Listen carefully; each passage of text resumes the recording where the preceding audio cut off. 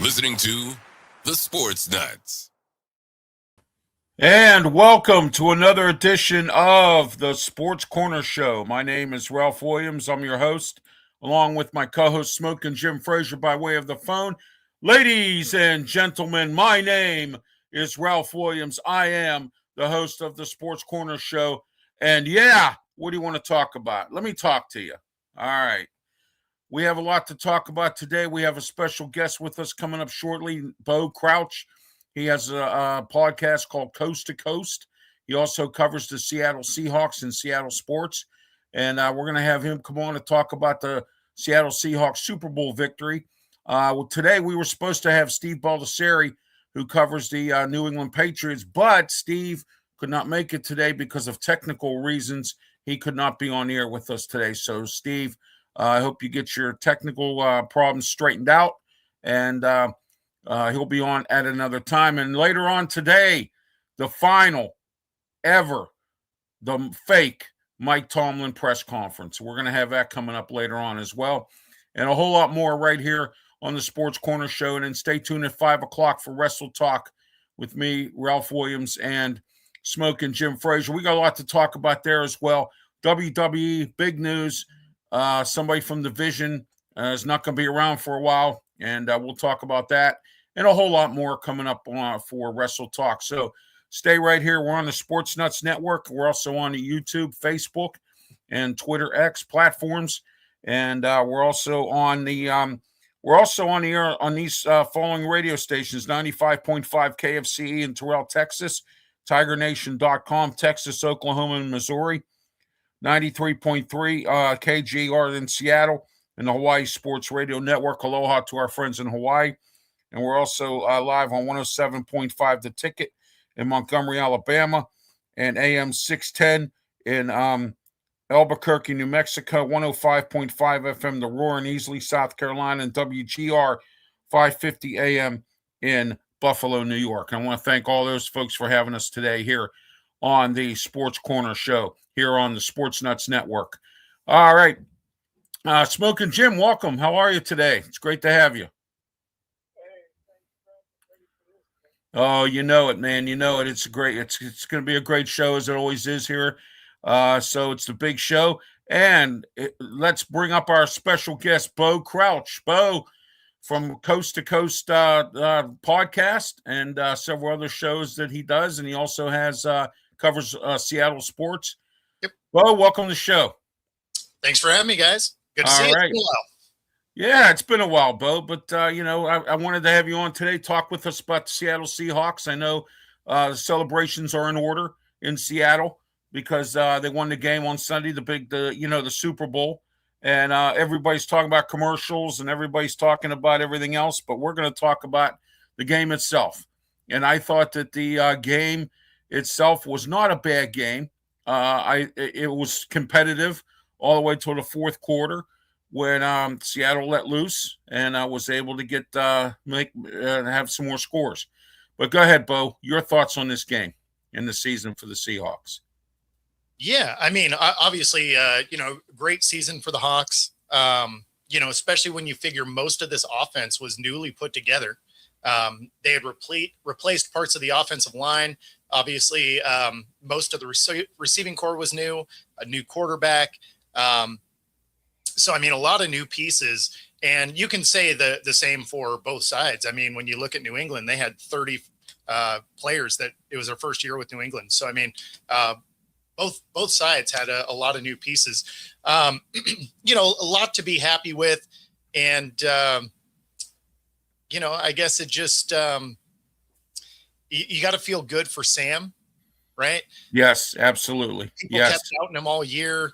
The whole 2 weeks leading up to the Super Bowl, people were nonstop talking about him seeing ghosts and, all of that kind of nonsense. So really good for him to dispel some of those old things and, come out of there with a ring. Absolutely. He got rid of some of the bad, what they call the bad smell from when he was with the Jets and some of the other teams. He did well in Minnesota when he was with Kevin O'Connell up there. And I think now Minnesota's sorry they got rid of him. I mean, that that was a bust there because they were relying on J.J. McCarthy. You see where that went this year for the Minnesota Vikings. So, but Smokin' Jim, any questions for Bo? You there, Smokin' Jim? I hope we didn't lose him. Okay.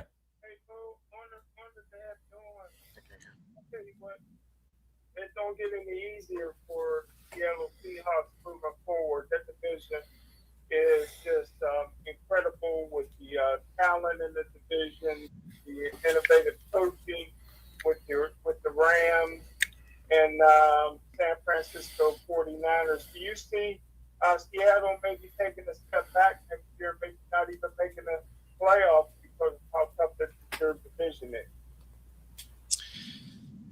So no, most of the guys on this roster are, they were just signed to this roster, right? I mean, most of this is complete turnaround from anything that was on Pete Carroll's, roster there. So the defense, a lot of that was brought in last year. The offense was mostly brought in this year. Obviously, Kenneth Walker is a free agent, so that's a question mark. But a lot of these guys are in a position to run this thing back. And so do I think they take a step back? Sure. I mean, the odds of you having, 3 teams in the same division with, double-digit wins is, that's tough, right? That's a tough thing to duplicate. I do think that you probably end up with that again. Seattle is – I don't see them taking a far enough step back to miss the playoffs. Could they be, could the Rams win the division? Sure. Right. I actually thought the Rams were going to win the division this year. I thought they were going to be a 10-win team and a wild card berth. I think they probably could be an 11 and 12 win team next year. So do I think they missed the playoffs? No.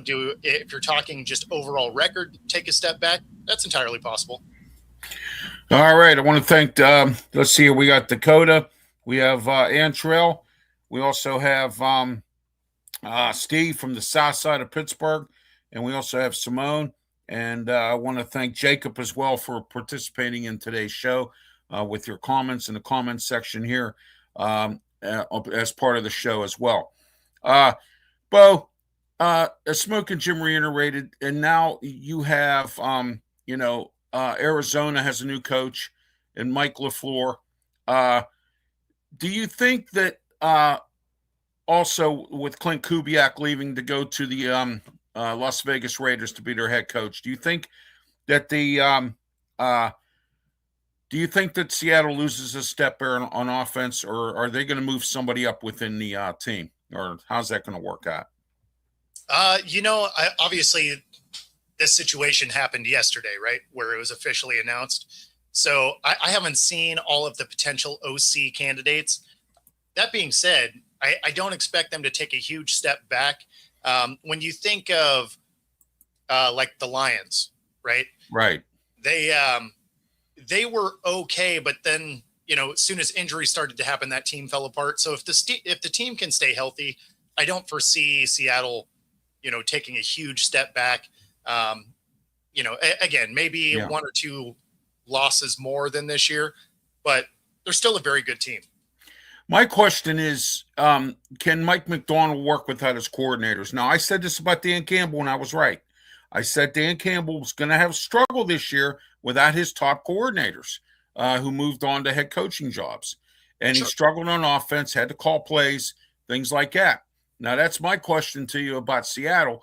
Will they struggle on offense now that Clint Kubiak's not around anymore? And, who does Mike McDonald go out and find to keep Sam Darnold in check, and even if Sam's even going to be part of the team? Yeah, so Sam Darnold's obviously going to be part of the team. He signed a 3-year deal. I'm sorry. I thought he was on a 1-year deal or something. I didn't. No. He signed almost the same deal that Baker Mayfield did. So, okay. 3-year, right. $90 million. Yeah. But I don't know. I don't foresee it being that big of an issue. Right. Obviously it's going to be somewhat of one because he's not an OC.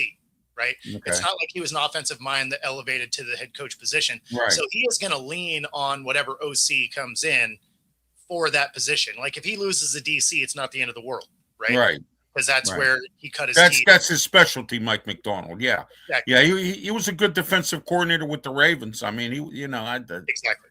he had a very good defense with the Ravens. I have no knock on that. I was just kind of surprised that 2 years into head coaching, and he was in the Super Bowl. And, we saw what Liam Cohen did with Jacksonville this year, and Ben Johnson did with Chicago. I mean, guys coming in 1 and 2 years into the job, and they're doing, they're doing better than some other people. You know what I mean? It's the exact thing that Pete Carroll did. Yes. Yeah, exactly. Yeah. So his second year in and boom, wins the Super Bowl. So, it's, I don't know. It's encouraging to see where they're at. The other thing that's nice about this team is they still have their draft picks. They actually have a decent amount of cap space. They probably don't re-sign Walker, right? He's a free agent. And he's going to command a lot of money being a Super Bowl MVP. Right. But, Seattle historically doesn't love to pay big money to running backs. So I would not be surprised, especially since Charbonnet will be back, right? He's going to come in about halfway through the season. Halani maximized his efforts when he got opportunities. I could see them letting Walker go and maybe taking a flyer on grabbing like a Breece Hall, right? Who you could get relatively cheap. You don't need him to be an every down back outside of the first few games of the year. As soon as Charbonnet gets back, Charbonnet would be the guy. So it wouldn't shock me if Walker, especially with that MVP, will the value across the league will go way up if they let him walk. Oh yeah, absolutely. Smokin' Jim, any more questions for Bo? Do you have anything else you want to add? No, great job. All right, Bo, while I have you real quick, I want to ask you, Seattle Cragen, I haven't been keeping up with hockey too much. My friend Pensman Sports is the hockey guru. I haven't been keeping up with hockey. I've been focusing on football most of the time, but now I'll get into hockey now that football's done. You know what I mean? So how's the Cragen looking this year? What's their story? So the Kraken are interesting. They're kind of inconsistent. They're currently in the third spot in the Pacific Division. So if it all ended today, they would be a playoff team, but they've been really streaky. And, one of the big issues with it is they just have a hard time scoring. So they actually defend fairly well, but they just have a really hard time finding the back of the net with consistency. So they'll go on, a couple of game streak, and then they'll drop 4 or 5. And so you'll see them climb and drop in the rankings constantly, which, as you're covering them can be a little bit frustrating to watch. But as good as they are when they are in, a normal situation, they have a hard time with penalty kills. They've actually given up quite a few shorthanded points. And then on the other side, they struggle to score on power plays. Okay. And so for whatever, it sounds like the old Pittsburgh Penguins. Kind of. Yeah. No, I mean, it's, it's a roller coaster kind of year. And then, you have, the power play stinks and all that stuff, Well, so. And of course, to really show you how much they've struggled to score through the first 22 games of the season, they had 10 overtime games. Wow. Like they were fine at holding you down. They just also couldn't score. So, all those overtime games helped them as far as points, right? Because, right. You get points for going into overtime. But at the same time, if that's how you're winning games, that doesn't bode well for postseason play. Right. So even if they find their way in, I just don't know if they're going to be able to score enough to really go very far. But they are an entertaining team to watch. All right, we got Candy, Mickey Delaney checking in. Thank you, Mickey. Also, we got Isaiah checking in as well. Thank you, Isaiah. It's great to have everyone on board here. We're live on the Sports Nuts Network and 9 radio stations across the country. And we're also around the world too. We're broadcasting live in South Africa, also Australia, and several other countries all across the world here. And the UK, Jill checking in from the UK. I want to thank her. And also, we are checking in Alaska. Several folks up in Alaska that tune into us here, and also in Texas and several other places. Also in Boise, Idaho. We got Kevin checking in. Thank you, Kevin, Boise, Idaho. And so Seattle, we got Vinny checking in from Seattle, and who I guess must watch your stuff, Bo, or he's just following me because I have a friend named Vinny that lives in Seattle. So, that's probably him. So, but anyway, Bo, tell us a little bit about your Coast to Coast podcast. I know you cover Seattle sports, and you're on several other podcasts as well, talking all different types of sports. Tell us a little bit about that. Yeah, so Coast to Coast is just a general sports show. It's a daily show, 7 a.m. Pacific time, and we cover all sports on that.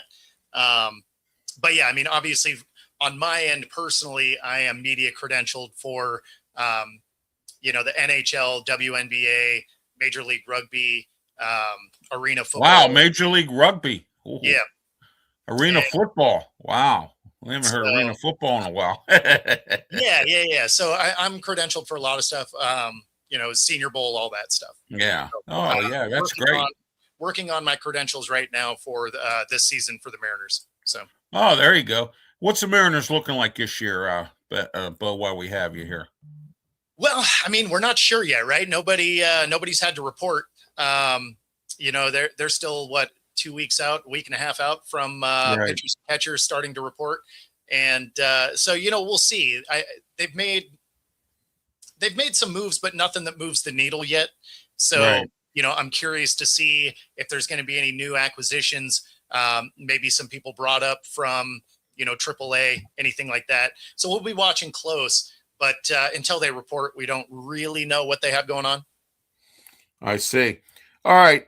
Bo, why have you here? How much more time do I have you here for? I mean, we're good. We're good. Okay, good. All right, great. Okay, let's take a look at the 10 brand new head coaches in the NFL for 2026. And Smokin, Jim, do you have any final questions for Bo before we get into the new coaches? No, sir. All right. Let's start off with the New York Giants. John Harbaugh. What's your thoughts on that hire, Bo? Yeah, so I like that acquisition. There's some nice things on that roster. It's certainly an upgrade at coach. So I expect the Giants to be interesting. Not necessarily good, but I expect them to be interesting. I can see them probably winning some games they shouldn't, losing some games they shouldn't. The division is going to be kind of open. The offense for the Eagles haven't looked particularly good. Dallas tends to get in their own way, and Washington was the oldest roster in the league, so they kind of aged out really fast. So they have a lot of work to do to kind of get that roster younger to be able to compete. So do I think the Giants are going to be great year one with Harbaugh? Probably not, but they're certainly going to be interesting. Oh yeah, absolutely. I believe they hired Greg Roman is their offensive coordinator there. So, Greg Roman's got a reputation. He's been around, so I think he might not do too bad there. I think John Harbaugh, your thoughts, Smokin, Jim, on John Harbaugh with the Giants? You can't go wrong with It is really hard to hear him. Future Hall of Fame coach, bro. Oh, I know. I think it's a good hire. Okay, here's a strange hire. Atlanta fans and Bo, you and I know that Brandon Keeler and Matt Thomas of the Sports Nuts are very big Atlanta fans, Falcons fans. Kevin Stefanski, this is his second go-around as a head coach. Perhaps he might do better in Atlanta than anybody can do better anywhere than Cleveland. But, I mean, what do you think of this hire here, Bo? I like it. I mean, when you are with a franchise and your front office undermines what you're trying to do constantly, Mm-hmm. I don't know how effective you think your coach is really going to be. So, I mean, when they're dictating to you which quarterback you have to use, even though you specifically drafted a guy that fits the model you want to run, I don't know what the plan is there. So fast forward, now he's in Atlanta. He's going to be a much better coach there. There's no way he's just going to randomly forget that Bijan Robinson is on the roster like the last coaching staff did. Like there's entire games where he just wasn't involved, which is bizarre to me. So I think Stefanski is a huge step up. Plus, you got to keep in mind Atlanta's division isn't exactly a juggernaut of talent. No, that's one of the worst in the league. I mean, the NFC South, you can get to the playoffs and be 8-9. I mean, literally. I mean, it's Tampa Bay. I think went to the playoffs. Correct me if I'm wrong. A couple of times, 9-8, 8-9. I mean, So they have, yeah. I mean, Tampa Bay went once with a losing record. Carolina went twice. And but yeah, I mean, so if you have the team that Carolina went this year, Carolina went. Well, and that's the second time they've done it with a losing record. With a losing record, right? But when you look at the roster of Atlanta, you put competent coaching in there. That's probably a couple more wins just off the top. Yeah, and Stefanski brought back his offensive coordinator from Cleveland, and I'm actually quite surprised he went with him, Alex Van Pelt, because I know for a fact there was some friction between the two of them. And it got so bad, Bo, that Alex Van Pelt actually sat down with Pat Narduzzi from Pitt, and they had a discussion because at the time before Pitt hired Cade Bell, that Pitt was looking for an offensive coordinator, and Van Pelt said, I got to get out of Cleveland. I can't deal with Stefanski no more. And then all of a sudden, somebody from the ownership group stepped up and I guess sat them down and said, boys, work it out. And I guess they worked it out. So I guess now, he's going to go down there and see what happens, so. And Rob, we're going over all the new coaching hires. Yeah, we are. We're going over all of them. Yep, exactly. So, Smokin' Jim, your thoughts on Stefanski with Atlanta? Two-time head coach of the year. That ain't too shabby, bro. That's it. All right, next. Is there a way to turn his volume up? Can't hardly hear. Hear. I have it up as there. How about now? Try now, Smokin' Jim. Go ahead. Can you hear me a little better, Bo? Yeah, I just turned it up now. I don't know what's going on with his volume. Yeah, it's not really coming through. Okay, hold on a minute. Let me see what I can work with here. Hold on a second. And Rob, no, we haven't gone over anything like that. We just started the coach conversation. Oh, okay. All right. I'm sorry. I'm just answering your chat. Oh yeah. I'm sorry about that. I haven't got to them yet. So no, you're good. I just figured while you were playing with the audio, I'd keep the thing moving. And yeah, you really can't hear the audio from the phone. All right, I don't understand what's going on with that, but All right, well, we'll go from there. All right, let's move on here. All right, let's get into. I turned it up as far as I can go with it. I don't know how much more I can do it, but we'll go from there. All right, Jeff Hafley, Miami Dolphins. This was I kind of suspected he was going to get a head coaching job. I didn't know it was going to be with Miami. Jeff Hafley's from Pittsburgh, coached at Boston College, got out of college football because he didn't want to deal with the NIL anymore. Went to Green Bay, had a good defense there. I think Hafley's a smart guy, coached under Dave Wannstedt and Pitt. And what do you think about Jeff Hafley there, Bo? It doesn't move the needle for me at all. Okay. So, you're looking at a Miami team that is in total a dumpster fire. It is. Literally, it is. They would have been better off to just keep McDaniels there for another year to see, what it is they could do. Because, as the team's currently constructed, he's stuck with Tua. He's stuck with Tua. Tyreek's gone. They might have to move Waddle. Like, this is a team that is falling apart. I don't know that moving into a new coach in a year that a third of the league gets fired was the right call. But here we are. So, if you're a Miami fan, you got to be kind of apprehensively looking at this as you may get way worse. Okay, hang on 1 second, Bo. I'm going to fix this sound issue with Smokin' Jim here for a minute. Sounds good. Yeah, and Rob, you're right. Anyone coaching Miami is inheriting a mess. You are 100% correct there. Miami is really just kind of a dumpster fire. You can't imagine that they really have it worked out as far as what they like at QB. You don't know if Tua can stay healthy.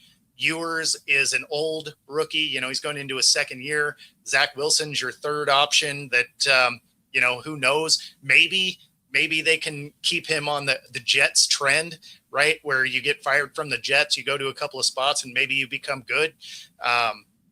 Same path that Geno and Darnold and, so I mean, Right.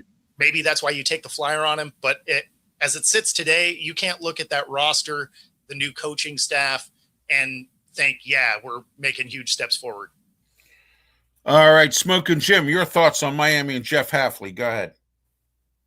I agree 100% with Bo. All right. Can you hear him better now, Bo? Not really. It's funny, though, because of the way that it's breaking up, it sounds like you're at like a fast food drive-through. Oh, yeah. Yeah, well, yeah, I got it. That's all right. All right. Anyway, yeah, because I switched him to another channel. So, thinking maybe he might be able to get through better. So there you are. All right.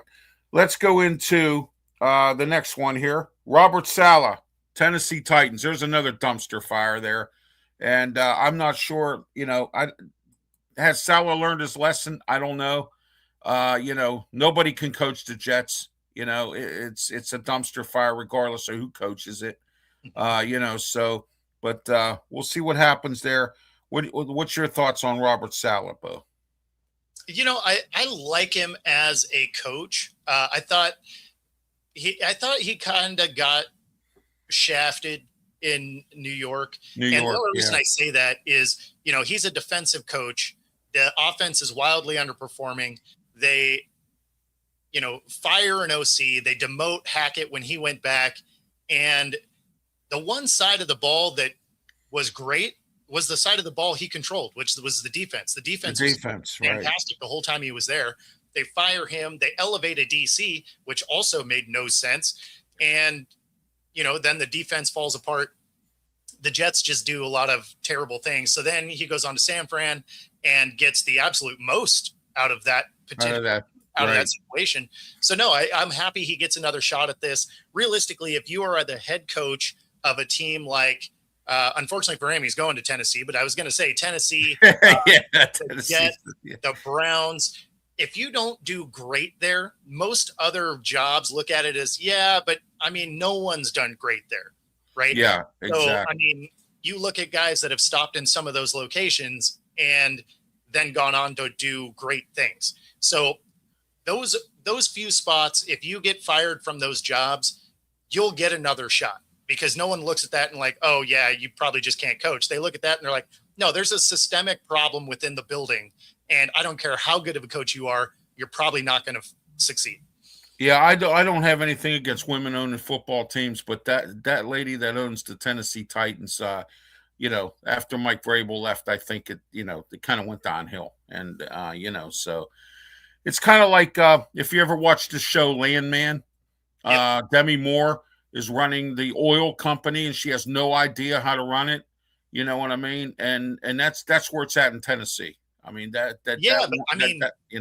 you can look at the same thing from the other side, though, because the are running the Colts in an amazing way. Yeah, they are. And we'll see what they do with Shane Steichen, how much of a leash they give him in Indianapolis. So all right, next, or Smokin' Jim, your thoughts on Tennessee. Go ahead. I like to hear coach. He's gonna make them tougher, man. There you go. All right. Okay, let's get into Jesse Minter, Baltimore Ravens. I think this was a good hire, as much as I don't like the Ravens, but, despite the fact I live in Maryland, but I don't like the Ravens. But go ahead, Bo. Yeah, I thought it was a curious one based on the. I don't know what happened there. You okay, Bo? I can't hear you, Bo. All right. Bo's getting his sign together there. Smoking Jim, real quick, your thoughts on Jesse Minter with the Baltimore Ravens? Bo's. There we go. I think the Ravens is going to live to regret it. Really? I didn't know that. Wow. I thought you're not a Jesse Minter fan. I don't. It's all about the matchup. I don't like the matchup with him in Baltimore. No way I don't want with him. Oh. Live to regret it. Oh, okay. So it's just you don't think it's going to work. So, yeah, I got it. All right, Bo, how about you? What's your thoughts on Jesse Minter? Go ahead. I thought it was a curious hire with some of the other people available. I think they didn't take the swing they should have. Because they interviewed some guys, including Kubiak, that I think they probably should have taken before this. So yeah, I'm with Jim here. I think that may not have been a great hire. All right, how about we go with Joe Brady, Buffalo, elevated from offensive coordinator. They wasted no time hiring him or moving him up. And, so your thoughts on Joe Brady, Bo? Yeah, I think that hire showed more about the dysfunction at the top. Okay. Because nobody wanted that job. In fact, people that were entertaining it pulled out of interviewing for that to take exactly. Job, yeah. Right. Yeah. That makes you think that the top is a problem. Yeah, there has to be something wrong when you let Sean McDermott go. I mean, and I get that Josh Allen has had some injuries over the years, Sure. and whatnot, and laid an egg in the playoffs. I get that. But sometimes you got to keep going with what works. And Sean McDermott, I didn't see, a problem there, although I kind of compared him to Mike Tomlin a little bit. Couldn't get there, but had the team where it needed to be. It may have ran its course as a head coach, but when you look at other head coach quality guys that are set to interview with you and they decide, you know what, I'd rather be a coordinator than be the head coach for you, that's a problem. That's a red flag, right? So I am very curious to see what that front offices look like. Then you see the owner come out and, throw the old coach under the bus, then talk poorly about a guy that's on your roster. It's not like you traded Keon away. You're burying this guy. He's still on your roster. So, I mean, I can't imagine the way that they're talking. If that's the way it's going down, they elevate their GM, who really didn't do anything to be excited about. Just seems like it's going to be a problem. Oh yeah, it could be. I'm not sure. I mean, Joe Brady, he's a pretty decent offensive coordinator. I'm not exactly sure what he is as a head coach. We haven't seen anything out of him for that, so we're going to find out. It's going to be a learning curve, and we'll see where Buffalo goes with that. Smoking Jim, Joe Brady, go ahead. I agree 100% with Bo. There you go. All right. Okay. Excuse me. Oh my! Wow. The Cleveland Browns and Todd Monken. Excuse me. I'm sorry. I can't get that out. It's so bad in Cleveland. Yep. All right. Todd Monken, Cleveland Browns. I got to do one of these, Bo. That's the thing. Does it even matter who's coaching that team? I mean, it just, they go through coaches, they go through quarterbacks. I mean, they came out and said that they're going to give Deshaun Watson a real shot at getting that starting job. I mean, you can't walk into that job thinking, you know what, I'm going to be the difference here. I mean, you probably do in the back of your mind, and then you get in the building and you're like, well, I mean, at least they're going to fire me and I'm still going to get paid. Like that. That's all I can think of. Yeah. Well, Jim Schwartz wanted that job and they didn't give it to him. He wanted it. I mean, who wants that job? I mean, yeah, exactly. I mean, if you got prominent guys walking away, and let's be honest, the defense was the only shiny spot of this team. Exactly. So, I mean, this is it's all bad for Cleveland fans. But on the plus side, at least they're used to it. Oh yeah, absolutely. Excuse me, Smoking Jim. Your thoughts on? Cleveland Todd Monken. Oh, excuse me.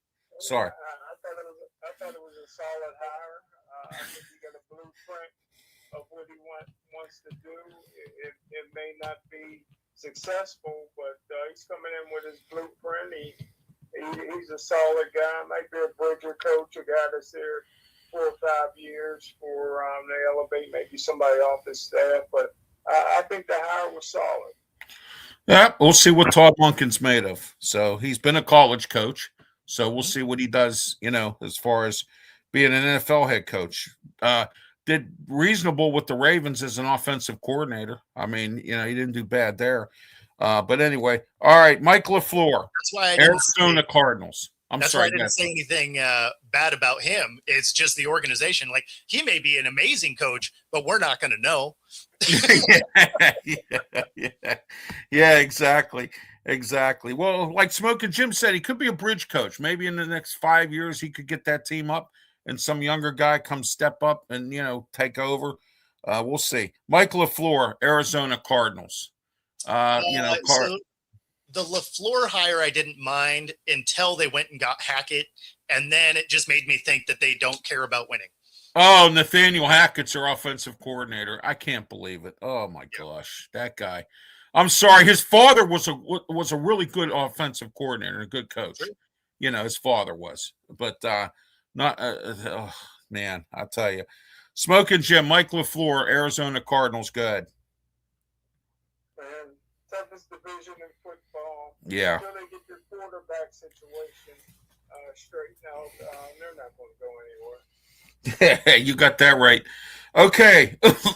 Excuse me. The Las Vegas Raiders and Clint Kubiak. They waited. They got what they wanted, and here we are. Clint Kubiak. Do you think he follows in his father's footsteps and does a well of a job, or do you think that it's going to take him time to build this back up? The Raiders have been on a downfall for a long time here, so it hasn't been just recently. So they've made some bad hires there too. But go ahead, Bo. Yeah, I actually like this. If you're a Raiders fan, you're coming into a year where Kubiak's coming off winning a Super Bowl. The offense was the third best offense in the league. Then you go and you have the number 1 overall pick. You have the second most cap space. You have Crosby, and if you keep him, awesome. And if you don't, you're going to get at least 2 number 1s for him. You have 2 really great tight ends, a running back. I mean, there's a lot to like about this. Plus, you're going to have a patient owner. They signed him to a 5-year deal because you got to try and turn this thing around. And in that amount of time, you have KC that's going to be on the downside because KC's going to be. Oh, absolutely. You have the Broncos about that same time. We're going to have to start paying people, and the Chargers are the Chargers. You never really know what's happening there. So, I mean, the timeline for the Raiders with this hire and what they have in front of them, kind of works. If you're looking at them to be relevant, not this coming season, but the following, and then moving forward, just kind of building on it, that timeline works. Well, I got to say this: if Justin Herbert doesn't do better with Mike McDaniel there as offensive coordinator, then there's a problem there, obviously, because Mike McDaniel's a good offensive mind, and I think he'll be able to get Justin Herbert where he needs to be to finally get over the top with him. You know what I mean? As far as that goes. Kellen Moore was there too, but we'll see. I don't know. We'll have to wait and see on that one. Smokin Jim, Las Vegas Raiders, Clint Kubiak. Well, Justin Herbert put up some of the greatest numbers in NFL history from start till now. Just because he can't beat Kansas City doesn't mean he's been a flop. But I think that it's going to be boom or bust with the Raiders. They're going to have to ride it out with the first pick overall. Yeah, Mendoza. If he's a boom, then that's a successful hire. If he's a bust, it's going to set the program back. He could be the next J.J. McCarthy. Who knows? You just never know. You just never know. And but they got to put all their eggs in the quarterback basket, and let's see where it goes. And again, the Raiders play in a pretty tough division. Yeah, they do. They do. You're exactly correct. Okay, last but not least, and I didn't forget, Mike McCarthy, Pittsburgh Steelers, Bo. What's your thoughts on Mike McCarthy? Hey, Steeler fans are going to enjoy their first losing season in quite a while. Unfortunately. Smokin Jim called, and I called this one. We wanted Mike McCarthy. I wanted Mike McCarthy, or I wanted Brian Flores for this job. That's who I wanted. I mean, no matter who got it for this year, they were destined to have a rough year because you have the most expensive, underperforming defense in the league. They just really didn't. They really didn't fulfill the bill. You have quarterback questions still, right? You don't know if Rodgers is going to come back. You don't know if they're going to try and roll with Mason Rudolph. Like, you have no idea what that is. You have one wide receiver who is a problem, and we got to see him firsthand in Seattle. Yeah. I was telling Seattle fans that we should let him go 2 years before we did. And so, unfortunately, there's just a lot of chaos in this particular year's Pittsburgh Steelers. So I expect them to be like a 7 or 8 win team as they try and figure out what it is they're moving forward. But yeah, I mean, McCarthy doesn't move the needle there at all because the roster just isn't that good. Yeah, well, my opinion is there are a lot of overpaid guys on defense that they probably need to ship out and get some draft picks. Either that or get some type of a reasonable player that's willing to come in here and play. They have Nick Herbig, at linebacker. They need to do something with him because he's getting disgusted. He wants to play. And, he's already made it known. He's already spoke up. He wants to play. And they got to do something here. They've got too much money involved in this defense, as you mentioned, and it's underperforming. And it's been going on for a while now. We'll see what happens with Patrick Graham as the defensive coordinator. Whole different setup. And from what I've heard, Queen wants out and Cam Hayward retired. So, I mean, like you got there's so many questions and holes in this roster that unless you just, pull a rabbit out of the hat, I don't expect them to be a 1 year fix for this team. Yeah, I think Queen wants that because I believe that Queen probably thinks that, he's not going to get away with what he got away with Mike Tomlin. A lot of these guys came because of Mike Tomlin, to the team, I want to play for Mike Tomlin. And that's what happened there. And that could be the case. I mean, and if he wants out, that's fine. Goodbye. Toodaloo. You know what I mean? I mean, first couple and when good teams get rid of players, there's a reason for it. And when Seattle traded DK Metcalf to the Steelers, there had to be a reason. And I mean, there you go, right there. We saw it. 2-game suspension cost the team. And he was the man. I mean, the only man. You know what I mean? And so we saw that Patrick Queen. The Ravens maybe were right about him not being. They overpaid him there, and then he comes to the Steelers, and he had a somewhat of a reasonable year this year. T.J. Watt's making what he's making, and Cam Hayward's the only one that's really done anything, pretty much. You know what I mean? Queen was fantastic with the Ravens, right? And he had an okay year with you guys. He actually was slated to be a Seahawk, and then decided to go to Pittsburgh. I bet he's kicking himself for that decision now. Yeah. Yeah, that's probably why he wants out too. You know what I mean? You guys are definitely in a rebuild now. So there is that. To answer Scott's question there, the best QB fit. This is going to sound weird, but because you're rebuilding and you could use a bridge guy, and of course, Rudolph's not that guy, right? If you spend a little bit of money on the interior of the offensive line and you get a cheap Derek Carr because he wants to come out of retirement, that could be interesting because he is a good passer of the football. He puts up a ton of yards. I mean, when you think of his time with the Raiders, his numbers actually weren't horrible. It's just they were the not. Raiders defense was god awful. And so if he ever made a mistake, it was an automatic loss. And so if you're looking at a bridge guy that you could get cheap, especially in a prove it type of deal because he's coming off of this injury, a a car could be interesting. Oh yeah. Somebody said Wilson. Oh no, Russell Wilson. No. I'll be surprised if he's not in the booth next year. I don't know. After his last couple of stops, as bad as they've been, I don't know if anyone takes a flyer on Russell Wilson again. No, I don't think so. I don't either. But his wife makes enough money to justify it. So you know what I mean. He made enough money from the Broncos the Broncos. He probably banked his money, and I don't blame him. I mean, I would too. That was the best contract for a player ever. He never even took a snap under that contract. I know exactly. Yeah. Oh, don't forget, what is it? June 1st or is it July 1st? That's Bobby Bonilla Day. That's when Bobby Bonilla gets his money every year from the Mets. Yeah, that's coming. That's coming to an end pretty soon, I think. Yeah, I think in the next 3 or 4 years, I think it's coming to an end. Yeah, Bobby Bonilla Day. So he's, Russell Wilson Day. You know what I mean? I always think of that day as the cut date, right? yeah, exactly. March 1st. There you go, March 1st or whatever. Yeah, that's Russell Wilson Day. Yeah. All right, Smokin' Jim, Mike McCarthy. I already know your thoughts, but go ahead. Yeah, I just want to ask Bo.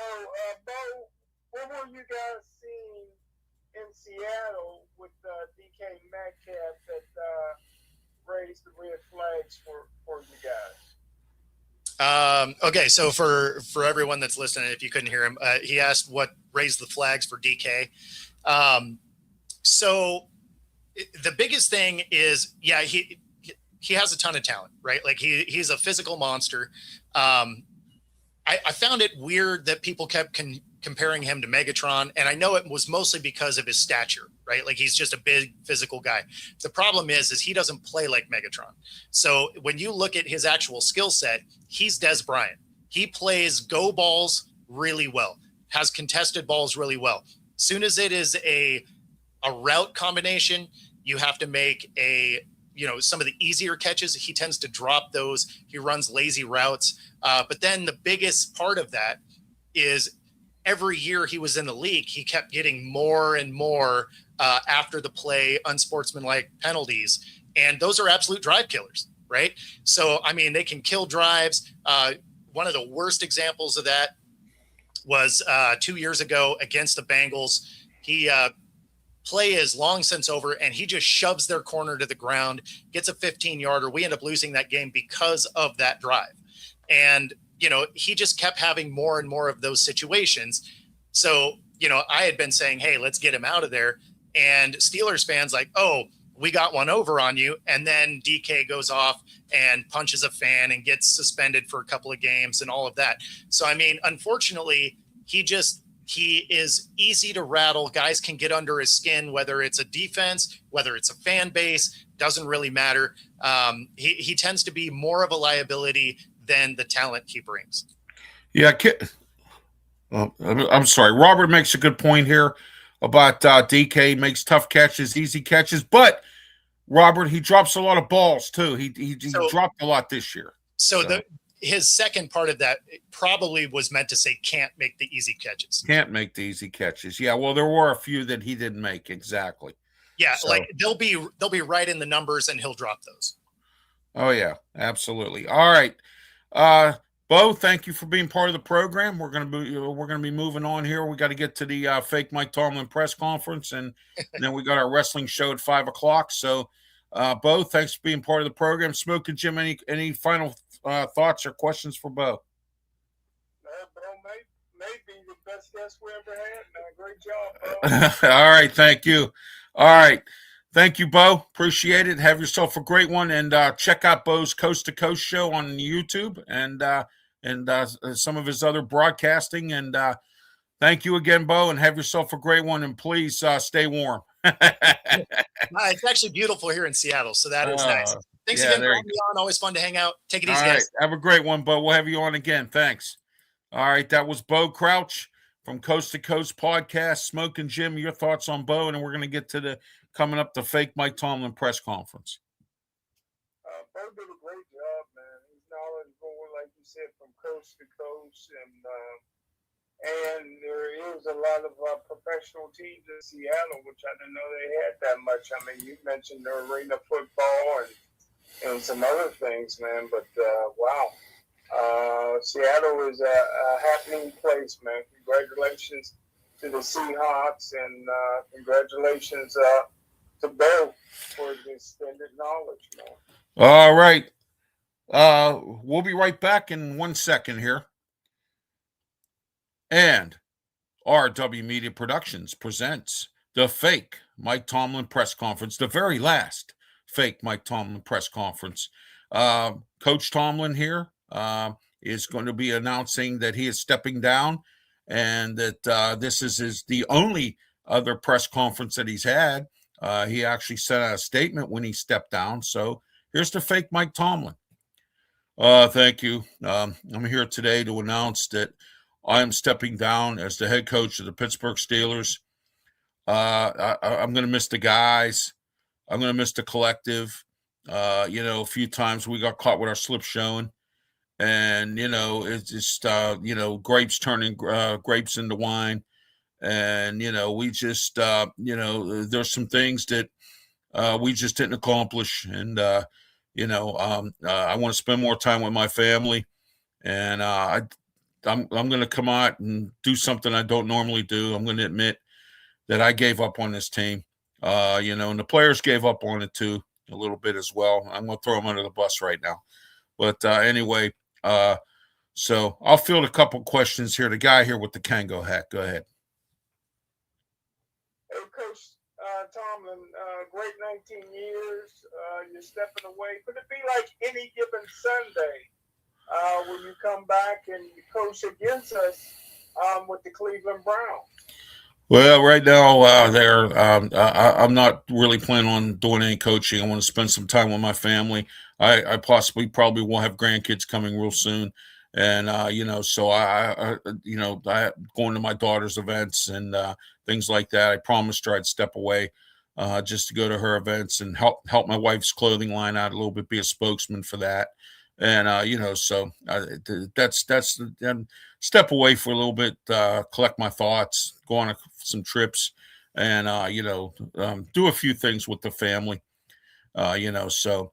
But, I've decided after 19 years to step away from the Pittsburgh Steelers, and I want to be apologetic for this, but I have to do what's best for me and my family.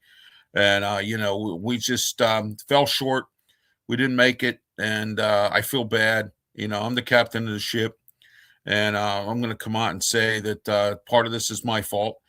But, we had some players that let us down, and, and we just weren't the collective this year.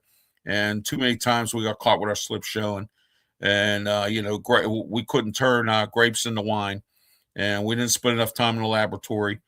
And, just a few of the things that we didn't do here with the Pittsburgh Steelers. But maybe someday I'll see the Steelers on the other side, and we'll see what happens. But thank you, and it's been a pleasure. All right. That was the fake Mike Tomlin press conference, and it was great to hear from the fake Mike Tomlin as he's stepped down as the coach of the Pittsburgh Steelers. This is the very first time he's actually made a statement, because of the fact that he didn't make any kind of statement. He just sent out a written statement. He didn't, hold a final press conference announcing he was stepping down like Bill Cowher did, Chuck Noll did, and some of the other ones. But Smokin, Jim, your thoughts on what the fake Mike Tomlin had to say? I'm glad we finally heard from the coach. Yeah, exactly. Yeah. I thought it was BS that he didn't have a press conference, but I wanted to present to him. I didn't get a chance to, but I wanted to present to him the last ever Pittsburgh press Post-Gazette. Oh, yeah, there you go. Hey, you know what? Bill Cowher gave him a can of Iron City beer. And you know what's funny? He kept it on his mantle and never opened it. Well, actually, that was passed on from Chuck Noll. Chuck Noll, yeah, to Coach Cowher, yeah. Now, Coach Cowher to Mike Tomlin, and I'm sure Mike McCarthy drank it. No, not at all. not at all. So, all right, Smoking Jim, any final thoughts before we wrap things up here today?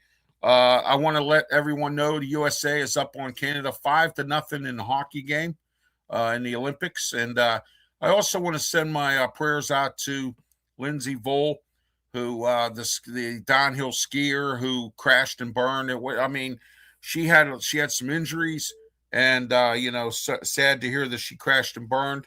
And so it was just a crazy situation with her. She had an ACL tear, and she was wearing a knee brace to begin with, and she fractured that ACL leg again and had to have emergency surgery. So, but I want to send my prayers out to her family as well, and I want to congratulate her for her wit and courage to come into this.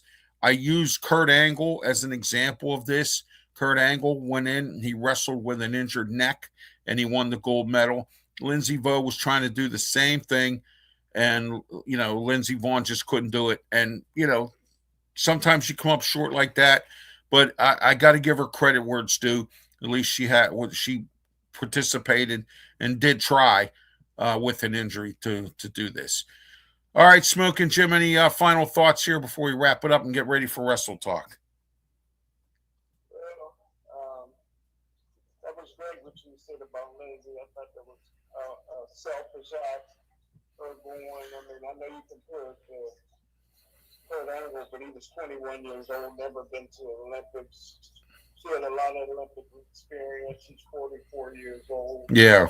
We knew how it was going to end. There's no way a doctor should allow her to go ahead and be a downhill skier with that knee injury. But again, I thought it was selfish on her part. I thought that the doctors did a very poor job. There's no way she should have been cleared. She could have got killed, man. Yeah, oh yeah, I know. I mean, crashing like that. Yeah. This ain't evil from evil, man. No. This is the Olympics, and no doctor should have been able to clear her.